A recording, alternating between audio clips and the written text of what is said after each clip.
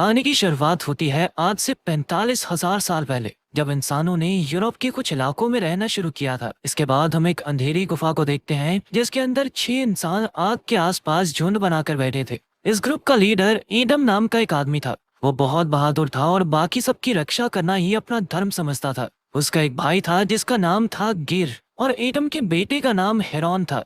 वो तीनों एक दूसरे के काफी करीब थे और हमेशा इकट्ठे रहते। इसके साथ उनके ग्रुप का सबसे बूढ़ा आदमी था ओडल, जो हर वक्त किसी न किसी बात पे मुंह फुलाए रहता था। इसके अलावा एव नाम की एक प्रेग्नेंट औरत थी जो एडम की पत्नी थी, और उनकी आखिरी साथी थी बेया नाम की एक जवान लड़की। कुछ समय पहले जब एडम का ग्रुप जंगलों में भटक रहा था तो उनकी मुलाकात बेया से हुई, और तब से ही वो उनके साथ थी। शुरुआत में तो सबने उसे बराबर का दर्जा और अच्छा खाना दिया, मगर अब तो वो बेया से ही सबसे ज्यादा काम करवाते थे। उनकी टोली में शायद गिर ही था जो बेया से ढंग से बात करता था, क्योंकि शायद वो उसे पसंद करने लगा था। खैर, इस वक्त उनकी टोली की हालत बहुत ज्यादा खराब थी, क्योंकि उन्होंने कई दिनों से कुछ नहीं खाया था। इसी वजह से वो सब काफी कमजोर हो गए थे, और सबसे ज्यादा असर तो एव पर हुआ था, क्योंकि ये उसकी प्रेगनेंसी का 7वां महीना चल रहा था। अगली सुबह जैसे ही सूरज उगा, उन्होंने अपना सामान बांधा और आगे के रास्ते पर निकल गए। चलते चलते एडम ने पहाड़ियों की ओर इशारा करते हुए कहा कि उन्हें वहां जाना चाहिए। उसने कहा कि इन पहाड़ों में कई गुफाएं हैं जहाँ पर वो आराम से रात गुजार सकते हैं।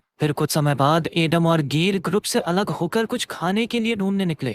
वो एक पहाड़ी की दूसरी ओर पहुंचे तो उन्हें एक मैमथ की हड्डियां दिखाई दी। ये देखकर वो सब घबरा गए, क्योंकि इसका मतलब ये था कि इस मैमथ से भी बड़ा कोई जानवर इन पहाड़ों में घूम रहा है। खैर, फिर कुछ देर और घूमने के बाद वो एक ऐसी जगह पहुंचे जहाँ से पूरा जंगल दिखता था। तब गिर ने कहा कि उन्हें जंगल से होते हुए आगे बढ़ना चाहिए। इससे उनका समय भी बचेगा और रास्ते में उन्हें शिकार के लिए कई जानवर भी मिल जाएंगे। लेकिन एडम ने उसी वक्त इसके लिए इनकार कर दिया, क्योंकि उसका मानना था कि ये जंगल बेहद खतरनाक है। उसे शक था कि मेहमत का शिकार करने वाला जानवर इसी जंगल में घूम रहा है। उसने ऐलान किया कि वो जंगल के बीच से नहीं बल्कि उसके किनारे से निकलेंगे, चाहे इस वजह से उन्हें कुछ दिन ज्यादा न लग जाए। उस रात दोनों भाई खाली हाथ वापस लौटे, क्योंकि उन्हें शिकार के लिए कोई जानवर नहीं मिला। उन्होंने मेहमत के बारे में किसी को नहीं बताया, वरना वो घबरा जाते। उनके पास कोई गुफा भी नहीं थी, इसीलिए उन्हें बाहर ही आग जलाकर बैठना पड़ा। फिर कुछ देर बाद उन सबको दूर से किसी के बुरी तरह चिल्लाने की आवाज सुनाई दी। एडम और गिर को लगा कि शायद ये वही शिकारी जानवर होगा जिसने मेहमत को हराया था।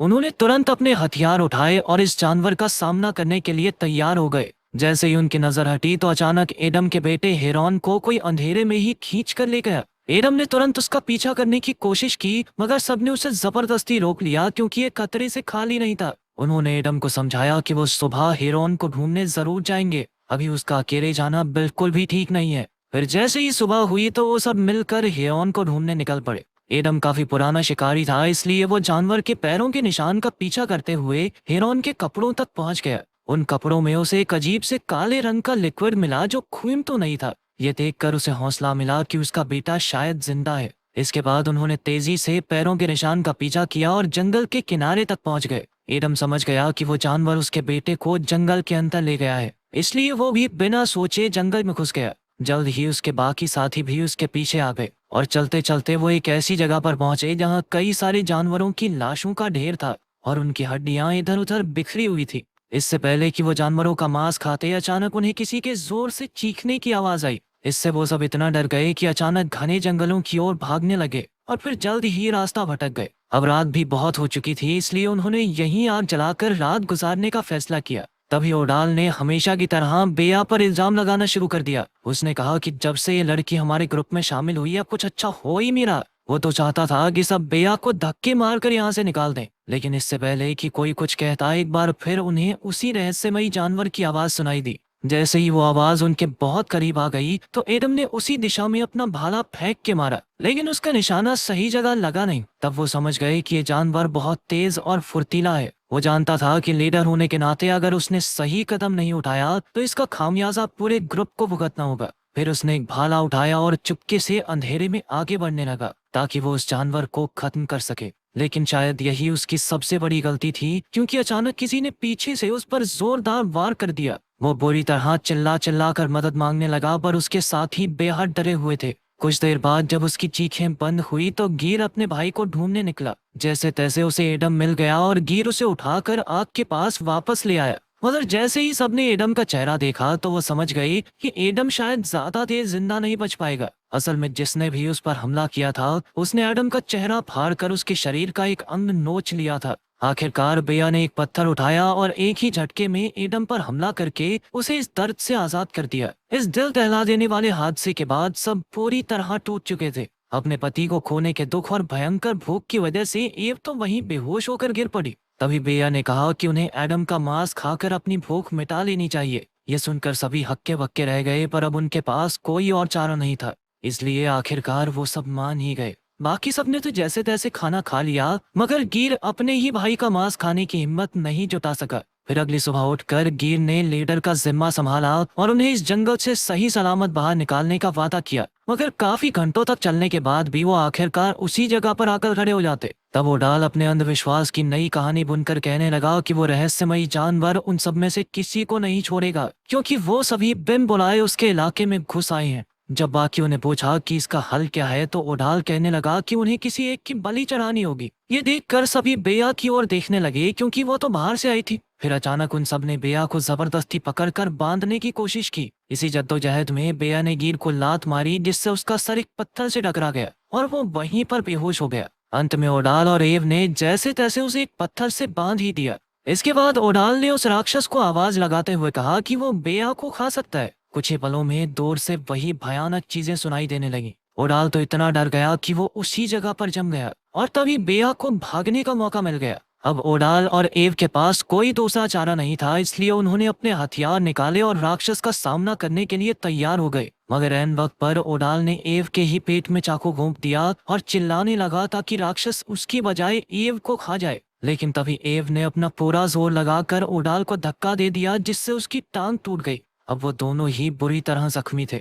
इसके बाद हम गियर को देखते हैं, जो अब होश में आ चुका था। उसने उठकर अपने साथियों को ढूंढा, लेकिन वहां की घनी धुंध में उसे कुछ दिखाई नहीं दे रहा था। खैर कुछ देर बाद वो ओडाल तक पहुंच गया, जो जमीन पर पड़ा हुआ था। गैर उसकी ओर बढ़ा, पर अचानक किसी ने उसे जमीन पर खींच लिया। असल में ये बेया थी, जो उस रहस्यमयी जानवर पर नजर रखे हुए थी। कुछ ही पलों में वो जानवर ओडाल के ऊपर चढ़ गया और उसी पल ओडाल की जान निकल गई। अब बेया ने खुद इस जानवर का सामना करने का फैसला किया। उसने गियर को मुहरा बनाकर उस जानवर को लुभाया और जैसे ही वो जानवर उसकी ओर आया तो बेया ने पीछे से उस पर जोरदार हमला कर दिया, जिससे वो जमीन पर आ गिरा। फिर बेया ने उसके चेहरे का नकाब उतारा तो उसके पैरों तले जमीन खिसक गई। जिस जानवर से वो अब तक घबरा रहे थे वो कोई और नहीं बल्कि एक निएंडरथॉल औरत थी। वो दोनों कुछ पलों के लिए एक दूसरे को घूरती रही और फिर अचानक निएंडरथॉल औरत चिल्लाते हुए वहां से भाग निकली।